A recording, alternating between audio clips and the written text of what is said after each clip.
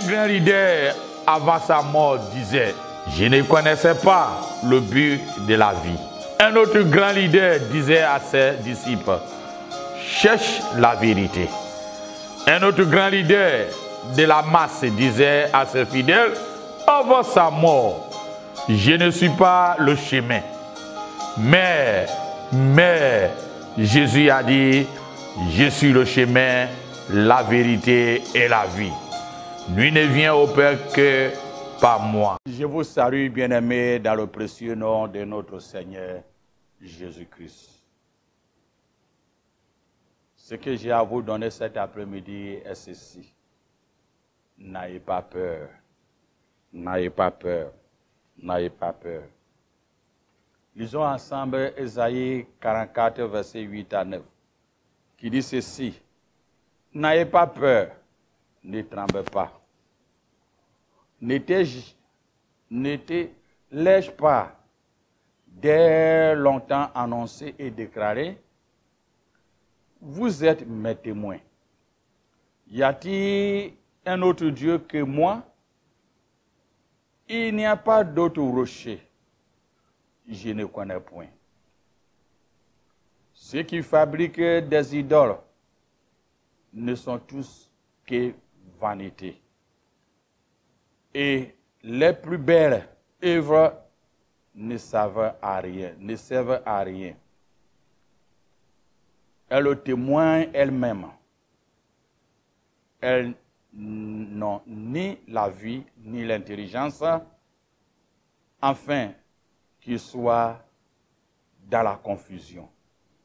N'ayez pas peur.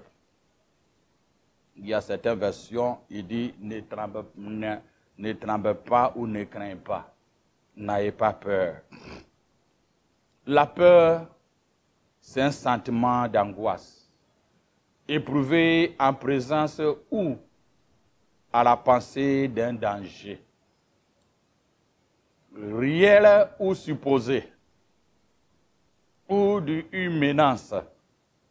La peur, c'est le sentiment d'angoisse éprouvé en présence ou à la pensée d'un danger réel ou supposé, ou d'une menace.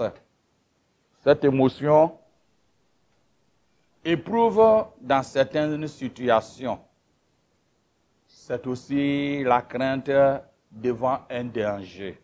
La peur, c'est aussi la crainte devant un danger qui pousse à fuir ou à éviter une situation.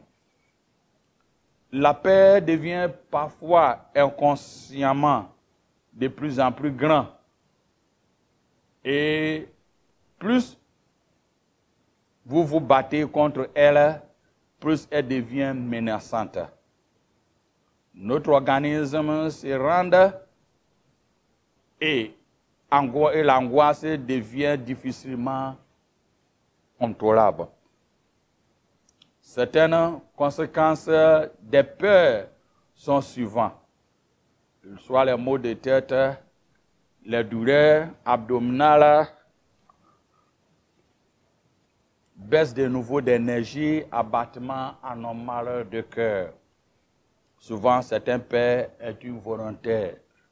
Dans la nature, il y a la peur. Il y a la peur naturelle ou involontaire qui peut se faire, par exemple, certains objets ou certaines situations spécifiques. Certaines personnes, brusquement, en allant au champ, voient un serpent ou voient un araignée quelque part, se sortent et disent, oh, c'est involontaire, c'est peur temporaire et naturelle. Il y a la peur naturelle qui est souvent les événements à venir. Et c'est involontaire.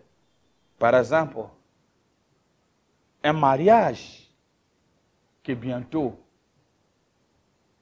ton conjoint, ton futur conjoint t'a promis. Souvent, ça donne la peur. Ou bien il y a une compétition Comment aller, on est en train de jouer la Coupe du Monde, où tu supportes une équipe et tu supportes et tu as la tendance à croire que c'est eux qui vont gagner le match. Bien avant que le match commence, la peur s'installe aussi. C'est la peur naturelle, involontaire. Il y a la peur aussi d'environnement.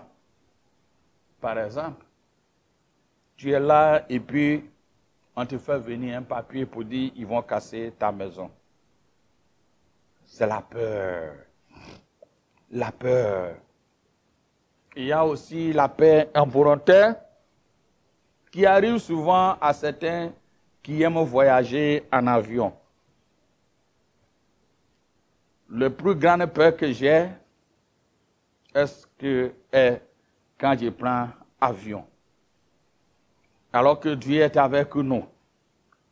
Mais c'est un mal en soi et on fait avec. Père Assodan, mon vieux, disait lui, il peut pas prendre. Parce qu'il n'y a pas un bois qui le soutient. Mille fois, je lui exigé, mais il dit, mon fils, il n'y a pas un bois qui soutient. Mais il y a certaines peurs aussi que Jésus nous a recommandées. Quand nous voyons Luc chapitre 12, verset 4, Jésus dit ceci. Je vous dis, à vous qui êtes mes amis, ne craignez pas, n'ayez pas peur à ceux qui tuent le corps et qui, après cela, ne peut rien faire de plus. Je vous montrerai qui vous devez craindre. Craindre ou avoir peur à celui qui, après avoir tué, a le pouvoir de jeter dans les géants, ou dans les hyènes, ou à l'enfer, ou, je vous le dis, c'est celui que vous devez avoir la crainte ou la peur. Ça, c'est une peur, une crainte que Dieu même, à travers Jésus, nous a dit. Il y a Philippiens, chapitre 2, verset 12, où l'apôtre Paul dit, « Mais bien aimés, comme vous avez toujours obéi, travaillez à votre salut avec crainte et tremblement, non seulement comme à ma présence, mais bien plus encore maintenant que je suis absent. » Je suis absent. C'est comme une femme que son mari a voyagé et qui lui dit, je viens à tel jour. Et le jour J, tu vois la dame en train de mettre certaines choses en place, tremble, elle a la peur de ça. Pas peur pour fuir, mais c'est le peur de respect. C'est la peur de comment on appelle, de faire plaire à son mari. Christ, Paul nous dit, avec les tremblements, le salut. Crainte avec des tremblements, crainte avec les respects, pour voir ce que nous sommes dans la bonne voie. Et cette paix, Christ instaure et il veut que chaque chrétien aille ça. Dans Proverbe 29, verset 25, aussi dit, la crainte des hommes tend un piège, mais celui qui se confie à l'Éternel est protégé. Paul nous dit encore dans Éphésiens 6, verset 5 à 6, il dit, serviteurs, obéissez à vos maîtres selon la chair, avec crainte et tremblement, avec peur, c'est-à-dire respect de faire ce qui est bon, dans la simplicité de votre cœur, comme Christ. Non pas seulement sous les yeux, comme des plaies aux hommes, mais comme des serviteurs de Christ qui font de bon cœur la volonté de Dieu. Quand on veut faire la volonté de Dieu, On aime avoir les tremblements souvent qui nous arrivent. Mais il y a certaines peurs aussi qui arrivent à cause des méchancetés des hommes, les malhonnêtetés des hommes, la moquerie des hommes, des faux témoins des hommes, des mépris des hommes. Quand nous lisons Deutéronome chapitre 23, il nous cite certains pays comme les Ammonites, les Moabites, que Dieu les avait dit qu'ils ne rentreront pas dans l'assemblée de l'Éternel. Même à la 10e génération et à perpétuité. On se pose la question pourquoi Dieu a dit ça. Mais quand nous voyons Jérémie chapitre 28, chapitre 48 et 49, il nous fait comprendre lorsque le peuple du Seigneur a désobéi à l'Éternel et il partait à Moab. Il partait à Moab. Dans Jérémie 48 et 49, il nous parle des pays comme les Ammonites, les Moabites, les Égyptiens et les Philistins. Lorsque le peuple partait en exil, ces nations croyaient, chaque nation avait l'idée, il faut que le peuple parte comme les Moabites pour que je puisse m'accaparer de les terres. Il y a les Ammonites aussi qui disent, pour que j'arrive à avoir les biens comme héritage. Avoir les biens comme héritage. Égypte se moquait en disant c'est bien fait pour eux de ce qui est arrivé. Mais lorsque nous lisons tous ces chapitres, il nous fait comprendre que malgré toutes ces choses, Dieu aussi a mis le jugement contre ces nations-là.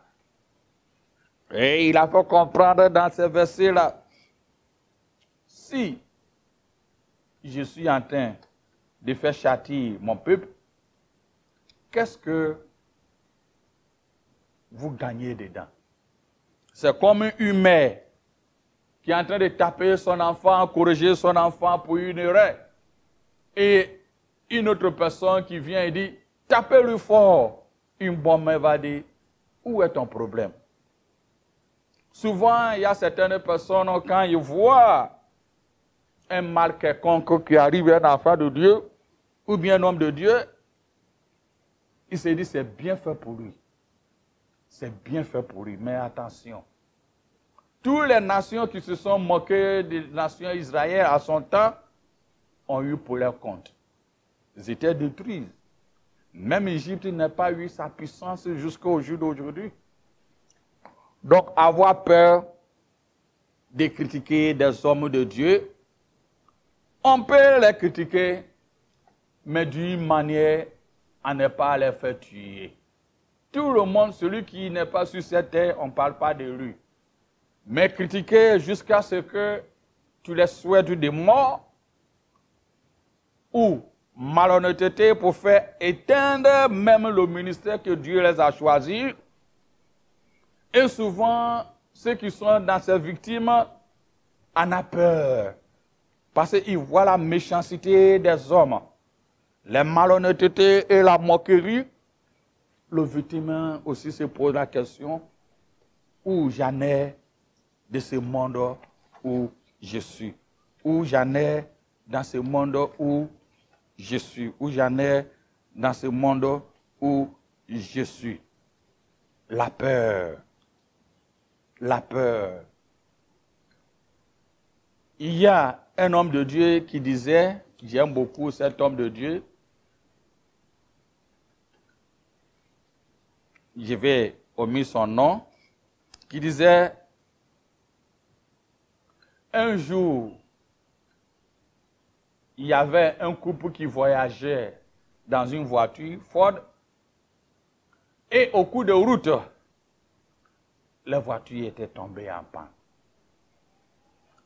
Ils ont tout essayé, mais ça n'allait pas du tout. Et en voyant la situation et les circonstances, ils avaient vraiment peur. Ils étaient dans leur limousine. Mais à un moment donné, il y avait une autre voiture qui était venue garer. Un monsieur était bien habillé en blanc. Ce n'est pas un ange. Souvent, quand on voit quelqu'un habillé en blanc, on sent que c'est un ange. Et le monsieur est descendu. Et il a dit au couple, qu'est-ce que ça ne va pas? Il dit, depuis la journée, nous sommes restés à mi-chemin. Et le monsieur a dit, ouvre le capot. Et il a ouvert le capot. Et il dit, il faut démarrer. Il a mis sa main dans le capot. Quand le monsieur a démarré, ça n'a même pas fait 1 minute, la voiture est démarrée. Et le couple était étonné. Parce que toute la journée, ils avaient peur et ils ne savaient pas quoi faire. Et ils voyaient le monsieur en blanc, que à quelques minutes, il n'a même pas fait plus de 1 minute à pu démarrer la voiture. Le monsieur leur disait, on m'appelle Harry Ford. C'est moi la création de la marque Ford. Donc, je ne peux pas passer en voyant ce que j'ai créé à des problèmes sur cette route. C'est pour te dire, mon frère et ma soeur, tu fais partie de la création de Dieu. Donc, aussi longtemps ta vie est dans la main de Dieu, Dieu ne veut pas te voir à un état délabré et souffrant. Dieu est avec toi. Sache et n'ayez pas peur. Demain à lui et il serait avec toi. La plupart de certains peurs qui arrivent est la désobéissance, le péché, même l'égoïsme amène aussi la peur. On voit Genèse 3, verset 10, on voit que lorsque nos premiers parents, Adam et Ève, ont péché, ils ont entendu la voix de l'Éternel, mais ils ont eu peur. Le péché nous éloigne de Dieu, nous envoie la peur. Désobéissance est là. Lorsque nous voyons le chapitre Deutéronome 28, verset 25, il dit, l'Éternel te fera battre par tes ennemis. Tu sortiras contre eux par un seul chemin et tu enfuiras devant eux par ce chemin. Et tu seras un objet d'effroi pour tous les royaumes de la terre. Quand la désobéissance est là, la paix aussi est là. La paix aussi est là. La paix aussi est là. La peur. Bien-aimé, que Dieu t'aide et y m'aide. Afin que nous ne tombions pas dans cette situation. Il y a d'autres causes de peur dues aux fausses adorations. Quand nous voyons Deutéronome 18, versets 10 à 11, souvent lorsque les gens se tournent vers les métiers de devins, d'astrologues, d'augures, des magiciens, des chanteurs, même pour consulter ce qu'invoquent les esprits, et en disant le bon avenue, ou qui interrogent les morts, les nécromancies. C'est la peur. C'est la peur. Ceux qui tournent vers ces fausses dieux ont la peur. Paul aussi avait affronté dans Actes 19, versets 18 à 19, Paul avait affronté en Éphèse la grande Artémis, ou la déesse de la vie, qui fait partie parmi les 7 merveilles. Lorsque Paul prêchait l'évangile, beaucoup en sont convertis, mais il y avait certains hommes, et surtout l'offre de Dématrius, qui avait accusé l'apôtre Paul parce que les activités de vendre les alouettes aux étrangers ou aux touristes qui venaient ne marchaient pas. Alors il a créé et il a accusé les apôtres d'une acte de malhonnêteté et de fausses accusations. Et on les a fait quitter dans la vie. On les avait fait quitter dans la vie. Alors, l'apôtre Paul voyait que ce qui était là, les disciples qui le suivaient, qui croyaient en lui, avaient peur. Parce que ceux qui peuvent tenir face à ces déesses, on les a expulsés. C'est à ce moment Paul a adressé à l'église d'Éphèse, enfin connaître les chrétiens qui étaient là-bas, que mes bien-aimés croient que nous n'avons pas à lutter contre la chair et le sang, mais contre les dominations, les autorités, contre les princes de ce monde dans des ténèbres, contre les esprits méchants dans les lieux célestes. Donc, ce qui m'est arrivé, Paul, c'est une situation spirituelle. Si tu es affronté à une oppression quelque part, quelconque qui te donne la peur, suive les mêmes exemples que l'apôtre Paul nous a donnés comme le modèle. Malgré qu'il était expulsé de la vie, il adressait aux chrétiens en disant, cette chose n'a pas été arrivée en vain, mais pas contre le sang, la chair et le sang, mais la domination et les autorités, les principautés des ténèbres et de la vie, et les esprits méchants. Si le monde d'esprit est minauté, la victoire revient physiquement. Ce que souvent nous voyons physiquement est de la base spirituelle. Mais il est parti plus loin dans 2 Corinthiens 10, versets 4 à 5, en disant ceci. Non seulement nous ne luttons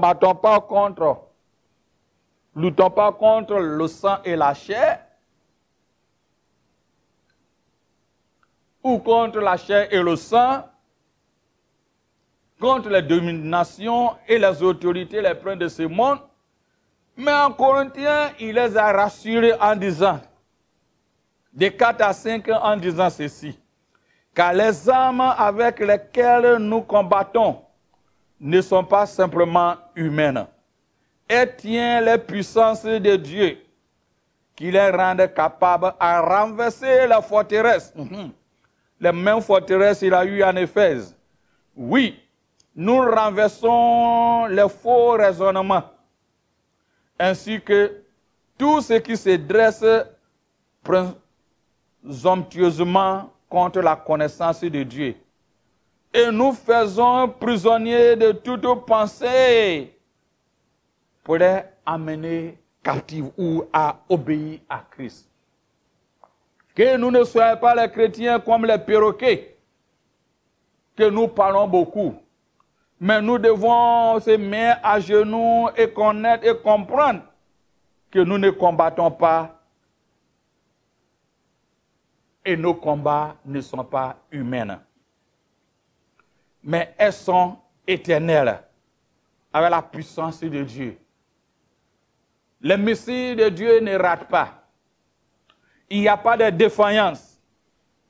Et Paul nous a montré l'exemple qui peut nous permettre à convaincre la peur.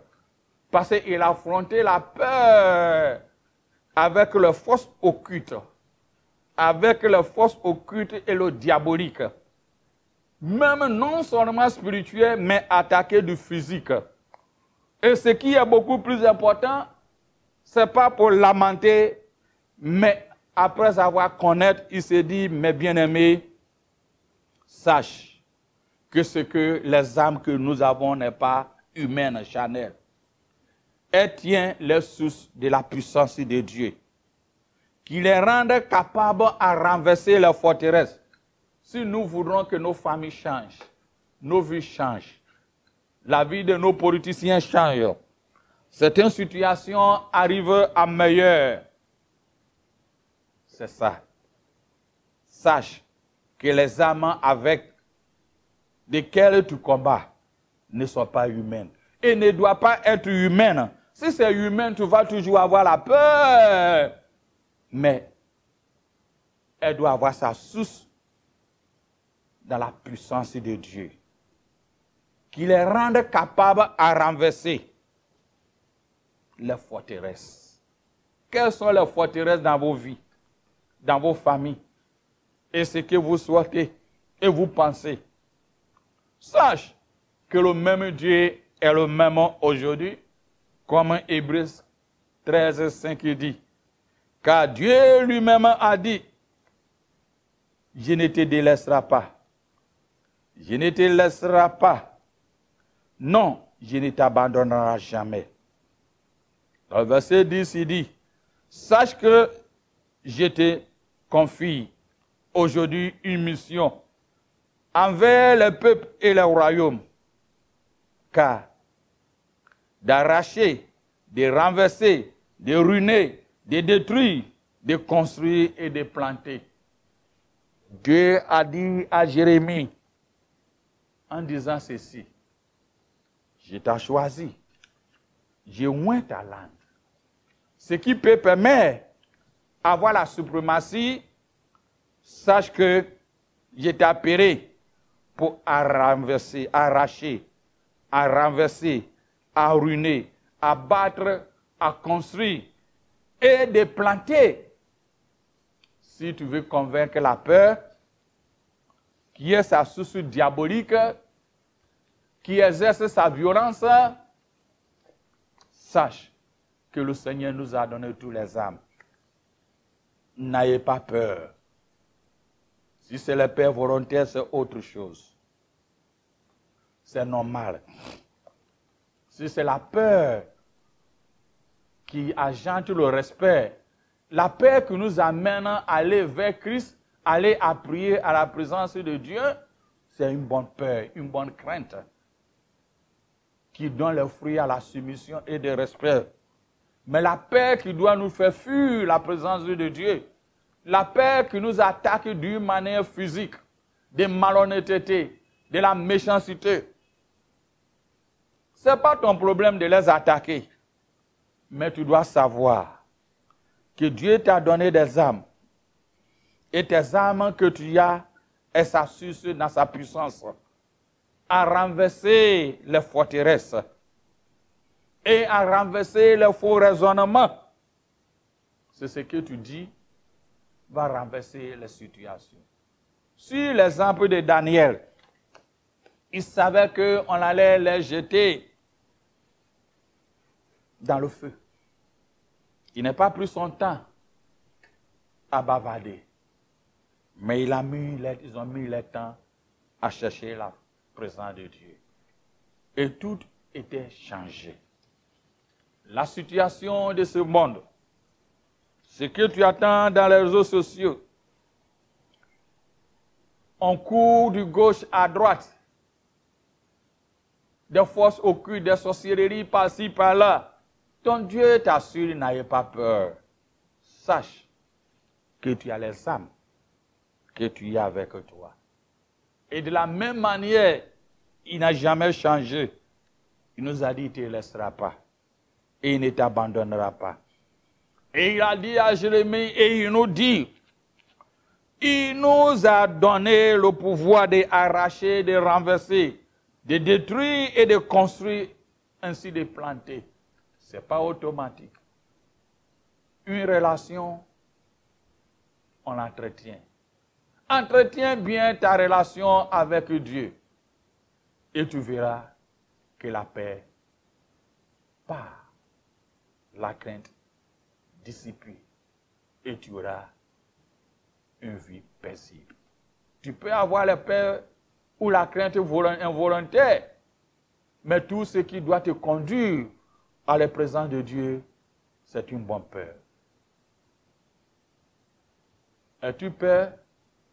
N'ayez pas peur à ce moment. Sois béni. Un grand leader, avant sa mort, disait, je ne connaissais pas le but de la vie.